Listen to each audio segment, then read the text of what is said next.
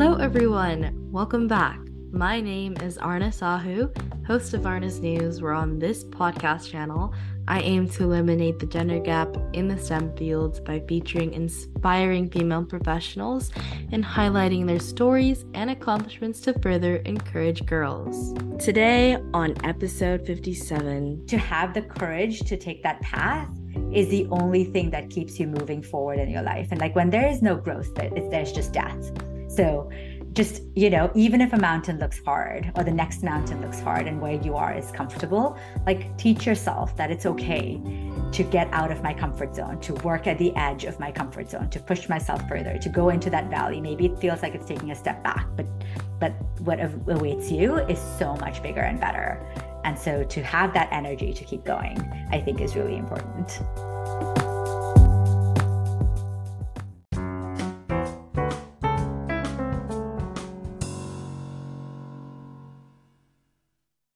Today on episode 57, I'm pleased to announce our guest, Minal Mehta, an entrepreneurial, data-informed general manager and CEO of AllTakes.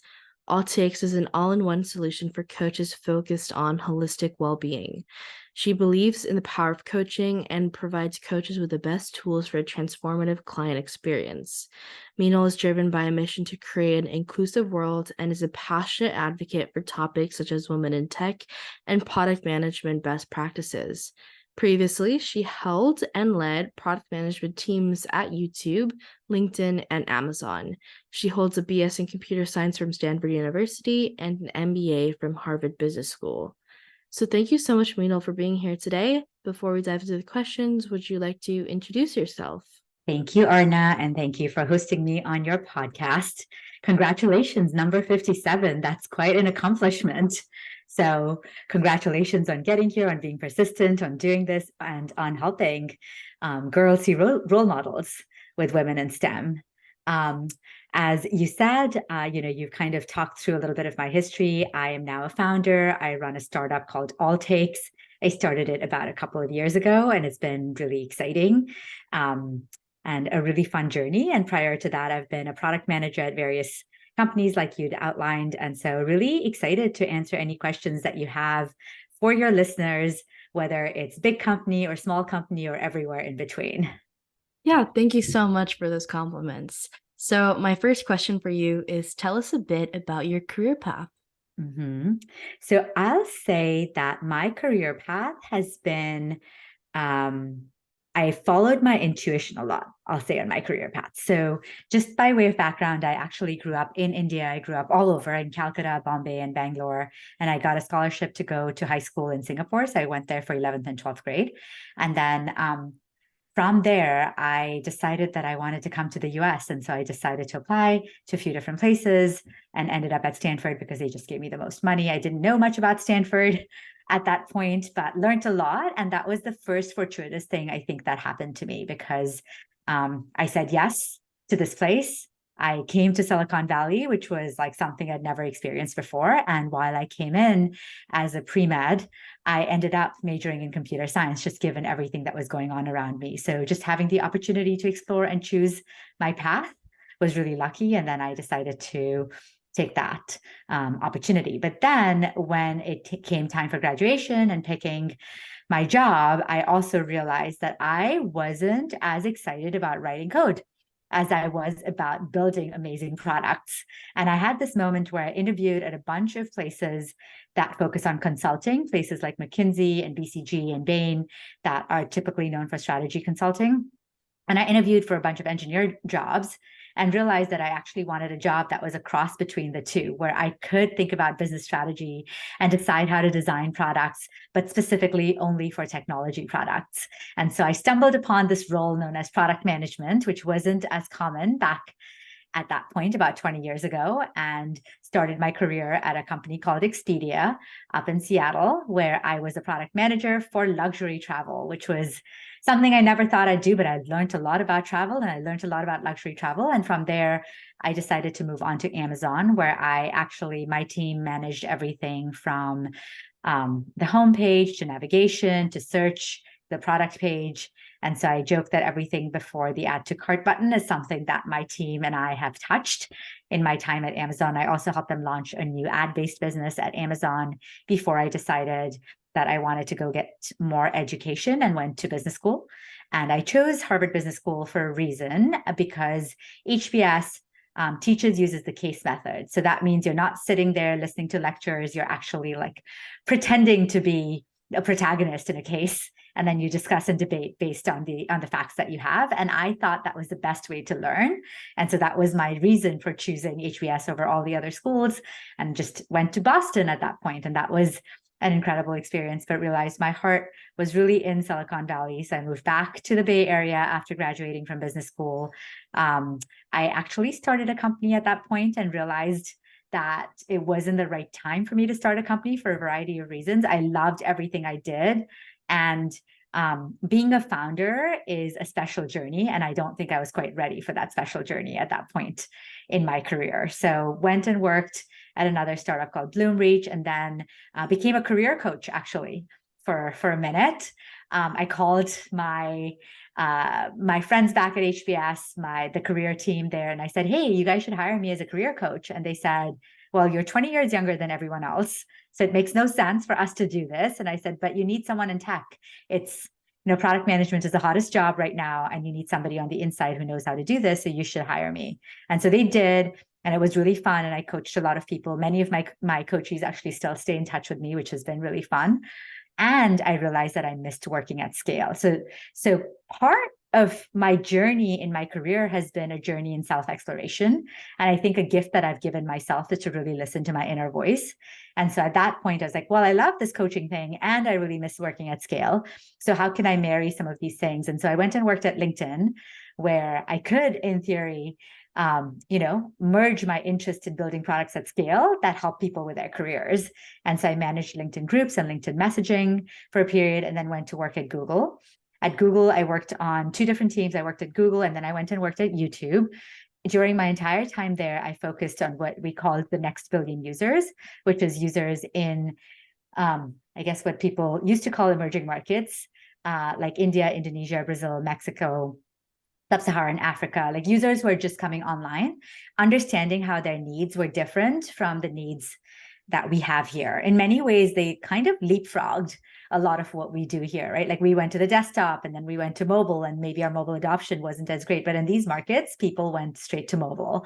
And so the way they thought about product or engaging in product is completely different. And so my role was to really both help grow the number of users we had in these markets, but also build products specifically for these users because of the specific modalities that they engaged in and the specific challenges that they faced in their day-to-day life. So I did that for a while, and then the bug hit me again, and I knew I needed to be a founder. So in 2021, I decided to start my own company. And I've always, as you know, I mentioned earlier, I was a career coach. I really do believe that people need coaches, and that there is a moment right now for coaches in the world. And coaches can help people on so many different ways, whether you're a parenting coach or a life coach or a career coach, an executive coach, a coach that focuses on transitions like divorces, whatever it might be. And I set out to build the best software for these coaches so that they can serve their audiences while still building deep connection online. So that was the birth of my startup, AllTakes. Again, it was intuitive. It was time. I wanted to do this. This is an audience I wanted to serve. I took my first baby steps, and I found my co-founder. Then we built the team, raised money, all of that stuff. And so we're in a fun space right now where we have an amazing product that's being used by some like really terrific coaches, and a team that's just phenomenal. And I realized that given that we had the platform, it was time for me to go back and become a career coach myself again, using the platform that I built. So my full-time job is as the CEO of AllTakes. And on the side, I actually coach women leaders in the tech space, specifically women leaders who've gotten to a certain point that's pretty senior in their career, but they hit this moment and wonder, is this all there is to life?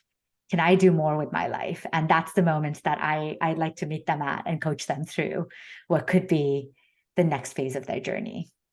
I love that. I mean, with all of these different things that you sprinkled in throughout your life, they've always kind of singled signal to one thing, which is following your gut intuition. And that's something that I really try to hope to do in my future as well. But, seeing the smile that you have on your face right now, with the things that you've done, regardless of where it might be, incorporating education or, working in the workforce, you did what you did because you listened to what you wanted to do. And that is something super impressive.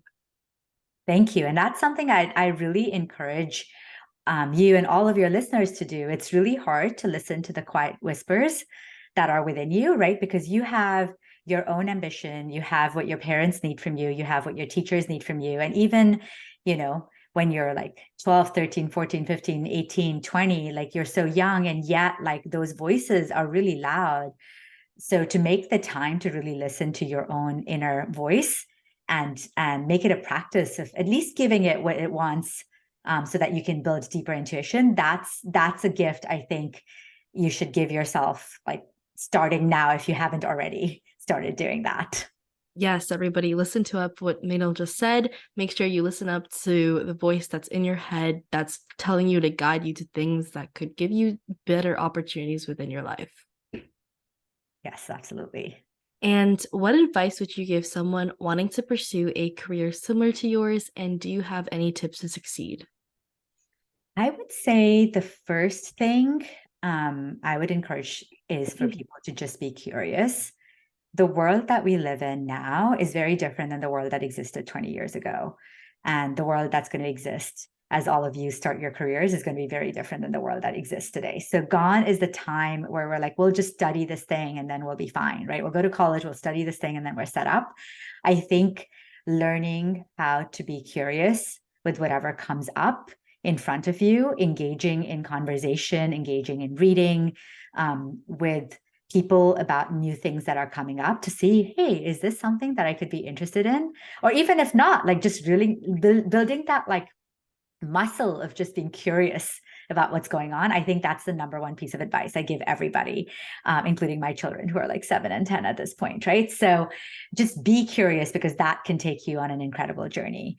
I think beyond that, like just be hardworking. There is no fairy that takes you on a path, right? You got to take care of yourself and you have to do the hard work. You have to put in the work to get the results. And so don't shy away from the hard work. Don't shy away from doing the things that you need to do. And then the third bit there is that like things will not always go your way. That's just part of life. Some people start seeing how they fail early. Other people don't see failure until much later in their life.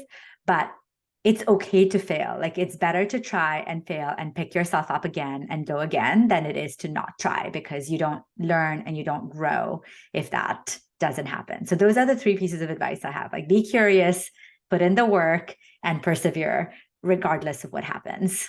Yeah, I mean, you have the power to kind of change the way your life is going to be. So, don't shy away from the things that might be difficult because, a lot of things, at least for what I do, is whenever something gets really difficult or tough, I kind of shy away from it and put it off to the side. But, if you could kind of just complete that task or complete that homework assignment, you're going to get so much relief. But you can also like start to understand that, oh, am I interested about this thing? Or, oh, do I not want to pursue this? And it really just helps you kind of get aligned with what you actually want. Exactly. And they say, like, you can't, when puts something in front of you, whether it's a homework assignment, whether it's a difficult interpersonal situation with a friend group, whether it's a conversation you need to have with your parents, whether it's college applications where you might not get in where you want to get in, like whatever life puts in front of you, unfortunately, you have no choice but to go through it. Like, there's no way to go around it, right? Like, your only choice is to go through it. And you can either go through it with curiosity, compassion for yourself, and learn along the way, or you can avoid it and be resistant, at which point like you're not going to get what you want to get out of your life. So you have to go through it. So go through it with grace and go through it with curiosity. Yes, those were the best words that I've probably ever heard because you can't go around things because I'm someone who's probably always in denial. So I always think about other ways to get through my problems. But just knowing that you kind of have to face it through and things will get better one day. Things will get better one day. And I'll also add like find people who support you on the things that you want to do, right? Like sometimes that is your parents, sometimes that is your friends, sometimes it might be a person or two that's just completely different from your worlds, but they share an interest with you in something. Like, Arna, I wonder if you have a group of people that, support you on this podcasting journey, right? That might be different from your friends or family. But then, like, having the support of that community to do whatever it is that you want to do, like, that's amazing. So don't forget to build that community of people as well. Definitely. And my next question for you is, what is a common myth about your profession that you want to debunk? Oh my gosh, I don't even know what common myths about my profession are. Well, so I'll start with being a founder, because that's what I am right now, founder and CEO. And I would say a common myth is that you have to work nonstop 24/7 at the exclusion of everything else as you start your company. And I think that's a myth. I think if you have experience and you know what you generally need to do, then rest and space for thinking is equally important. Like if you're just go, go, go and you're executing, you might be executing in the wrong direction. And then that doesn't get you where you need to get to. But if you're clear headed and you have a clear strategy and you can bring people along and go through it, like that's really powerful. So I think this myth of like, if you're a founder, you just got to power through, like time isn't the metric is impact, and impact can be had by including rest, time for hobbies, time for thinking, all of that into your life. I love that because a lot of myths that a lot of people think is that founders or people who take in charge of something big or anything, really, they kind of have to work 24/7, no sleep, no fun life, nothing that's really going for them except for just what they're doing. And one of the big goals that I want to do for myself is create something. But I feel like ever since I was a kid, I always thought of that same myth that, oh, if you're a founder, then you can't really do anything other than just working on that one type of project. So thankfully, once you said this, it kind of helps me stay on the right track. Yeah, built in time for rest. Like I've realized, and I don't know if you've read The Originals by Adam Grant.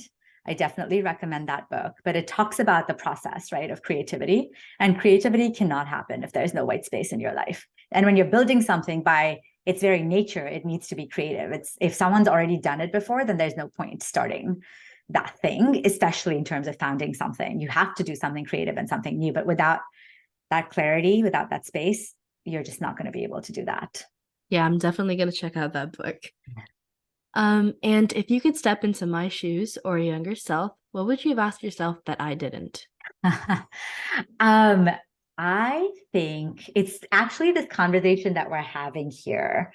It's like, what would happen if I didn't do that? So I'm going to elaborate on this a little bit. So when I was maybe your age, I definitely worked very hard, which is something I encourage everybody to do.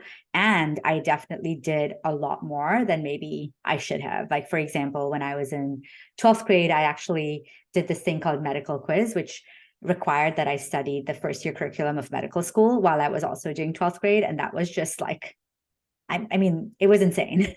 And I don't recommend that, but it was exhausting and I was burnt out. And so when you're picking what you want to do, like really really ask yourself the question of like, what would happen if I didn't do that? And sometimes you might surprise yourself, like you want to go try out for a play, right? Which might not be the thing that is academically propelling you forward. And you ask yourself, what would happen if I didn't do that? And you say, well, no, like that, I need to do that. Like it'll fill my heart. It gives me a place for creative self-expression. And you're like, okay, then I should do that, right? Versus like when you're pushing yourself to take that additional super hard class and you're feeling really burnt out. And then you ask yourself the question of what would happen if I didn't do that, and really understand what would happen if I didn't do that. So you can create space for the things that truly propel you forward, both in your career, in terms of what college you go to and all of that, but also just in terms of your mental well-being and happiness. Yeah, no, I really love that because as a student, it's really easy to kind of get consumed to what other people are doing and you kind of forget what you actually want to do. I can definitely speak for that from experience, but kind of just seeing what really fills up your heart, what really makes you creative and gets you into that moment where, you kind of forget the time that you've done with whatever you're doing. That's something that's kind of rare to find, but just whenever you find it, just hone in on that. Just hone in on that. And then I don't know, Arna, like if you or your readers journal, I definitely recommend that for just for this conversation, right? Like it just gives you an ability to like have a conversation with yourself, listen to those quiet whispers that are inside you, but also like put on paper what is going on. Because sometimes when it's in our head, it's so big, but when it's out there in the world, like you can see the problem and then you can make sense of the problem in a different way. Yes, introspection is key, guys. Mm. And what are the best resources slash books that have helped you find your career path? Oh my gosh. So I love reading, and I'll say that like for me, it's people. Like I just talk to a ton of people, and I've always done that. And as I talk to people, I get a ton of data. And when I get that data, then I go back and introspect and see how it lands with me specifically. Um, I really do like a lot of the books that Adam Grant has written, especially the originals. I talked about that. Um, I I mean, I read a lot of books that have a lot of advice, but at the end of the day, I found that there is no substitute for having conversations with people. So I think, Arna, what you're doing in terms of doing this podcast and like kind of scaling the conversations that you're having is a great gift that you can give your listeners.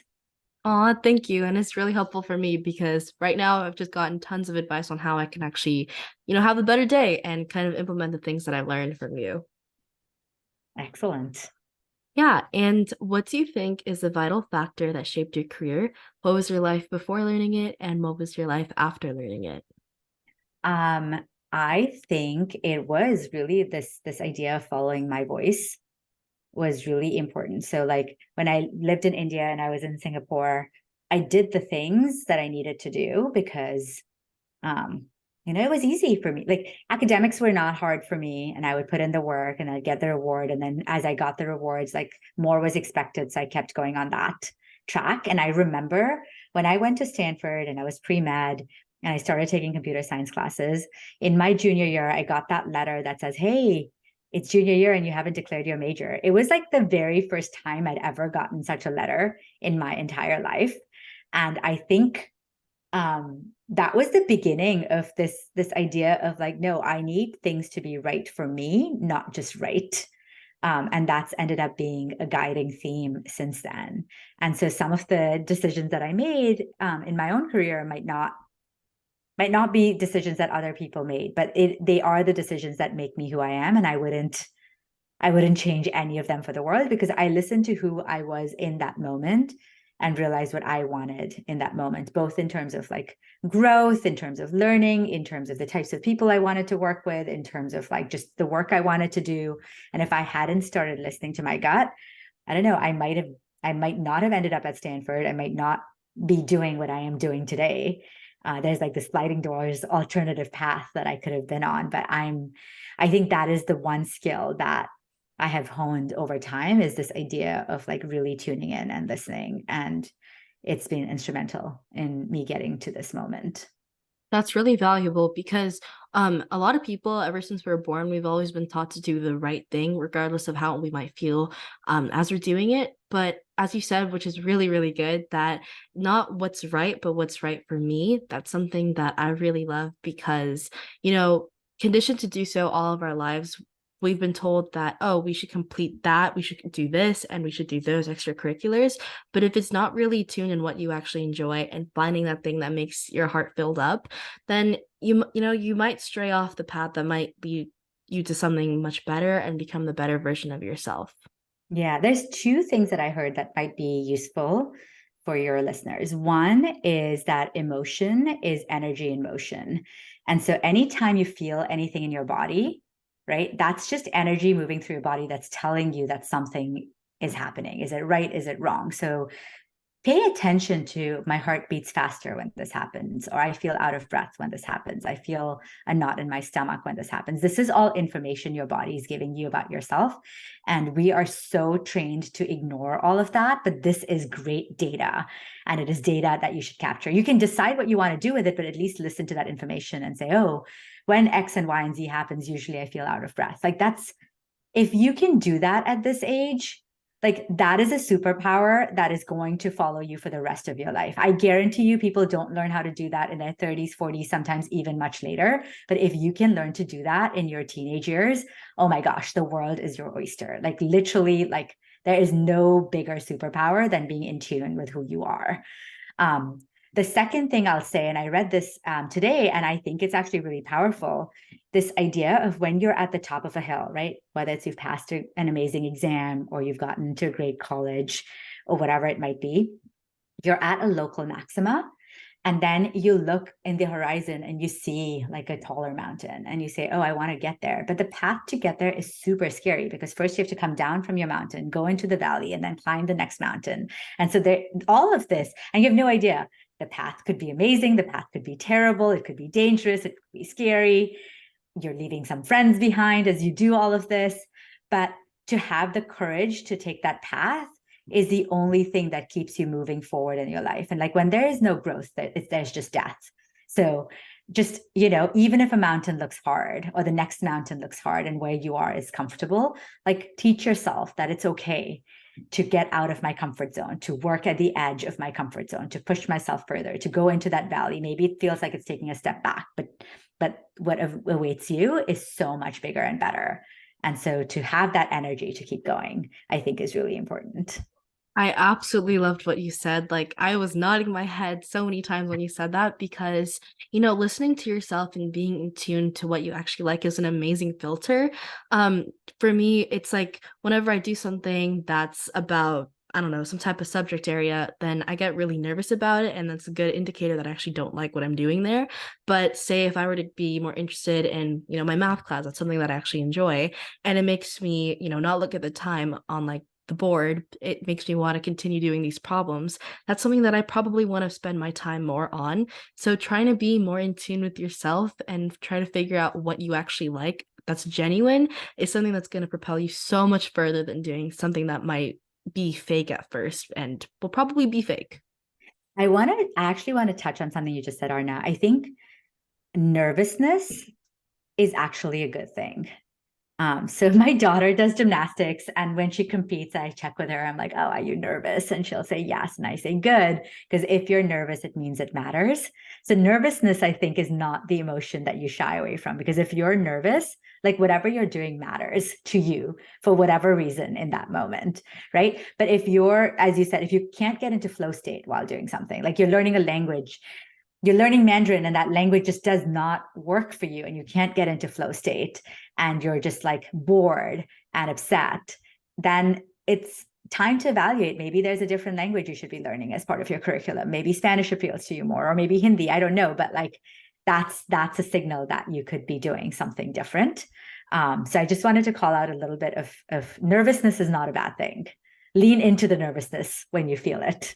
Absolutely well said. Because when you just said that, I actually kind of introspected right now because before I used to get really nervous with public speaking, and that was the thing that I was alluding to. But here I am speaking to you. So Here you are. You owned it, right? And if you're not a little nervous, then it doesn't matter. Even to this day, like if I'm speaking in public, I'm a little nervous if I'm giving a big presentation, if I'm presenting to my team that I know really well. There's a little bit of nervousness because it matters. What you're doing matters. And that's a good thing because that's your quality bar, right? That's what you're putting out in the world. yeah, totally. And because we have some additional time, my question for you is what's one thing you wish you had known when you began your career path? Ooh, I wish I had known um, that a career is a marathon or maybe a multiple different marathons.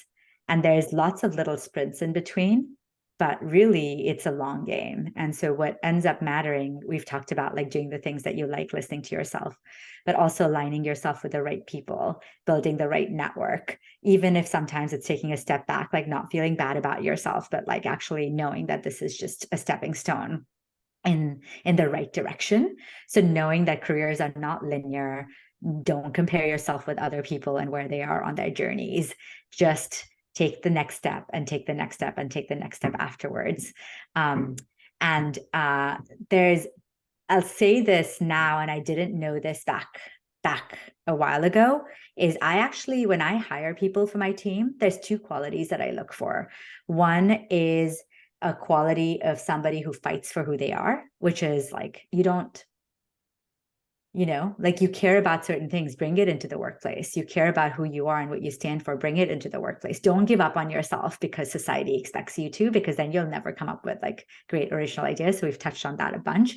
And the second one is this feeling of the world is a magical place.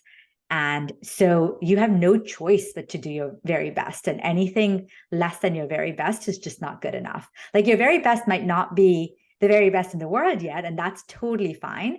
But being wholehearted about everything that you do, like that is the secret to happiness. And I think earlier in my career, in my life, I was caught up in like, what do other people think? Like, what should I do next? What school should I go to? Where do people want me to go? What kind of job should I take on? And like pleasing other people. And then when all of that changed to when I just fought for who I was, and then also when I owned my need to create this beauty in the world, that was like really important. So even when people are like, oh, that's good enough, if you don't think that's good enough, it's not good enough. Like if you think you can make it better, then go make it better. Don't accept somebody else's standards as your own.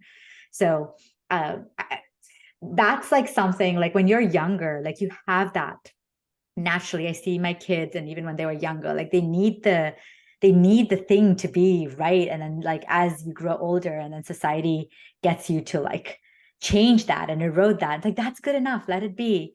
There's only so much time. That don't, if you care about something and it's not good enough for you, then go like make it good enough for yourself. Like the pride that you'll feel is incredible. The fact that you were wholehearted and fully present in whatever you did, like that is the one thing that'll make you happy in your life. So yeah, I encourage people to do that.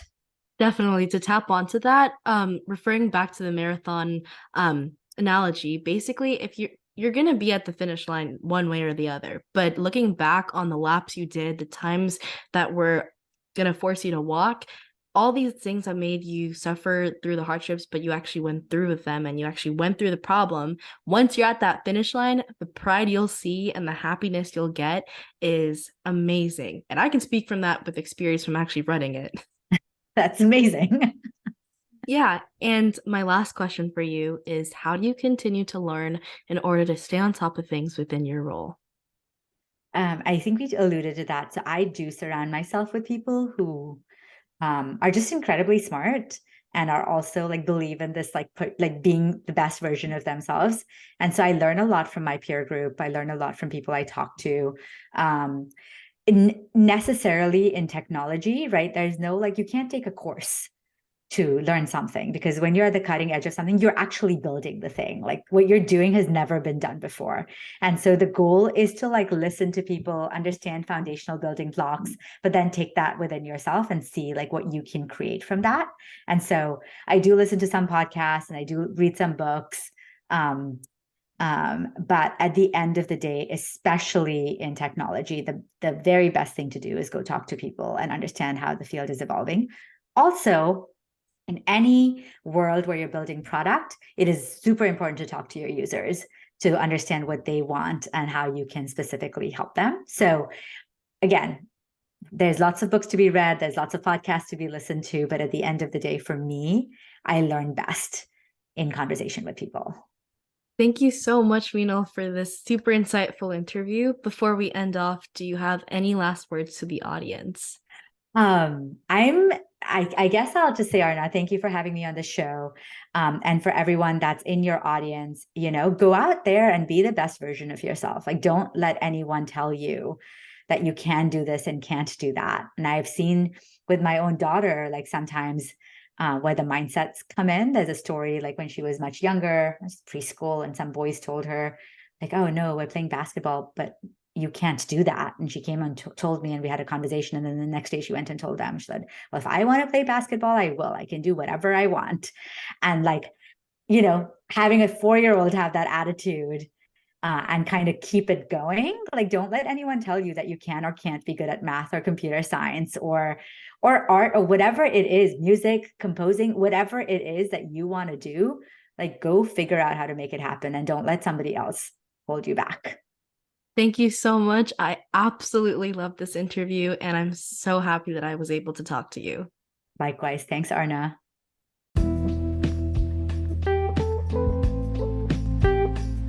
And here are my 3 cents on this episode with Minal. 1. Follow your intuition and pursue your interests. Her career path demonstrates the importance of following one's intuition and pursuing one's interests. She initially started as a pre-med student, but discovered her passion for building amazing products and working on business strategy. By listening to herself and being gutsy, she was able to navigate her career path in a direction that aligned with her passion. 2. Embrace curiosity and hard work. She emphasizes the importance of curiosity and hard work in pursuing a successful career. She encourages individuals to be curious about the rapidly changing world and to put in the necessary work to achieve desired results. She also highlights the significance of resilience and learning from failures as they contribute to personal growth and development. And 3, balance and impact over constant work. She debunks the myth that success requires working 24/7, especially when starting a company. She emphasizes the importance of rest, space for thinking, and finding a balance between work and personal life.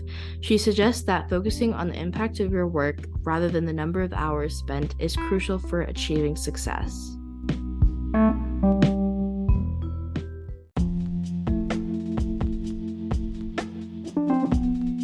Thus, that concludes the episode for this week. If you want to know more about how I relate to these amazing topics, then stay tuned for upcoming episodes.